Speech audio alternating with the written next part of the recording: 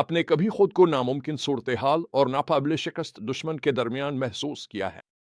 यही वो मकाम था जहां बनी इसराइल खुद को बुहेरा अहमर के किनारे पाया। लेकिन आज का हवाला हमें दिखाता है कि खुदा किस तरह हमारे सबसे बड़े खौफ को हमारी सबसे बड़ी फतह में बदल सकता है।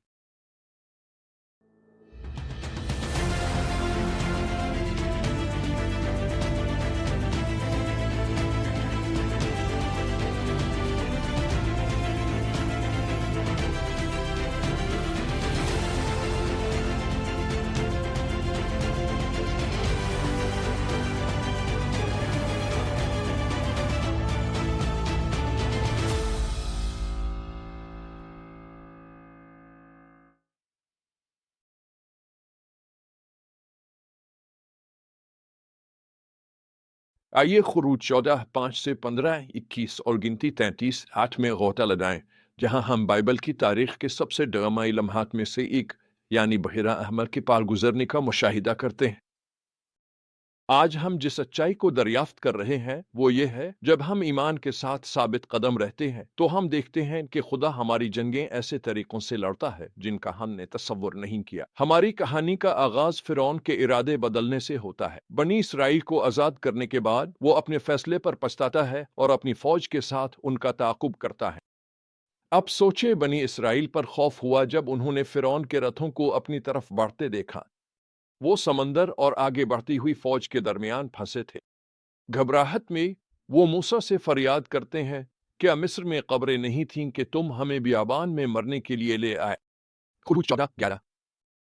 उनके ईमान की कमी पर तनकीद करना आसान है, लेकिन हम खुद कितनी बार ऐसी ही सूरत हाल में इसी तरह का रवैया इख्तियार करते हैं जब हमें नामुमकिन हालात का सामना होता है। खुरूज 14 की आयत 13 और 14 में मूसा के जवाब पर गौर करें, मत डरो, साबित कदम रहो और तुम देखोगे कि आज खुदावंद तुम्हें नजात देगा। आज जो मिस्री तुम देख रहे हो उन्हें फिर कभी नहीं देखोगे। रब तुम्हारे लिए लड़ेगा, तुम्हें बस खामोश रहना है। वाह, क्या एतमाद है! मूसा ने ये राज सीख लिया है। ये जंग खुदावंद की है, हमें बस खामोश रहना है और देखना है कि खुदा क्या करेगा। ये वो सबक है जो मुझे बार बार सीखना पड़ा। एक बार जब मैं 60 साल का था,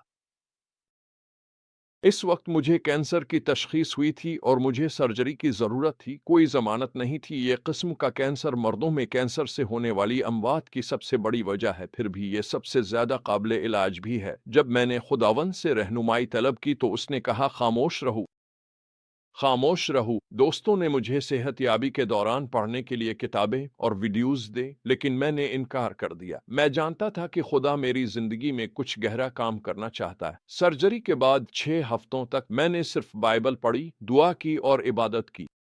ये मेरी जिंदगी के सबसे गैर मामूली औकात में से एक था। मैंने सीखा खामोश रहना और जानना कि वही खुदा है। इस अरसे के बाद खुदा ने मुझे खिदमत के एक बिल्कुल नए दायरे में दाखिल कर दिया। जैसे मुझे खुदावंद की फतह के लिए इसका इंतजार करना था, वैसे ही हम सबको करना चाहिए।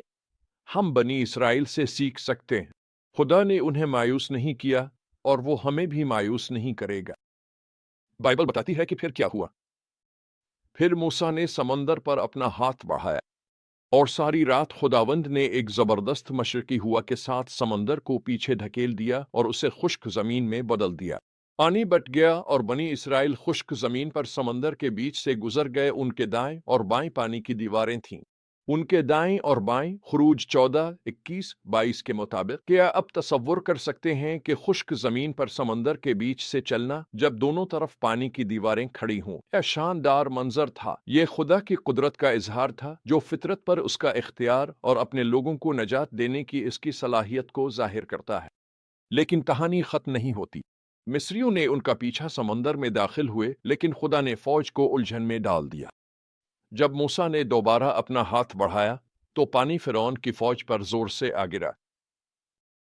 इनमें से एक भी जिंदा ना बचा। इस हैरत अंगेज निजात के कई नताइज निकले।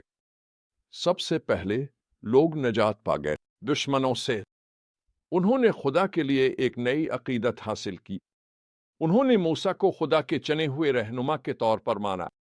लेकिन सबसे अहम बात यह थी कि उन्होंने खुदा की इबादत की। खुरूज का पूरा 15वां बाब एक हमदिया गीत है जो खुदा की फतह का जश्न मनाता है। उन्होंने खुदा की इबादत की, इसकी ज़ात और उसके किए गए कामों के लिए। जब हम खुदा को काम करते देखते हैं तो इसका नतीजा इबादत की सूरत में निकलता है। तो हम इस इबारत से क्या सीख सकते हैं? पहली बात, खुदा की कुदरत किसी भी रुकावट से बड़ी है जिसका हम सामना करते हैं। उस वक्त अब के लिए यह बहरीन कुलज़म क्या है। दूसरी बात, बाज़ औक़ात खुदा हमें नामुमकिन हालात में डाल देता है ताकि वो अपनी कुदरत ज़ाहिर कर सके। तीसरी बात, ईमान तकाज़ा करता है हम खामोश रहें और खुदा पर भरोसा करें, वो हमारी तरफ से लड़ेगा। चौथी बात, खुदा की नजात हमेशा हमें इबादत की तरफ ले जानी चाहिए। और पांचवी बात, खुदा के कामों की हमारी गवाहियां दूसरों की हौसला अफजाई और खुदा की तमजीद के लिए ताकतवर जरिया बन जाती हैं।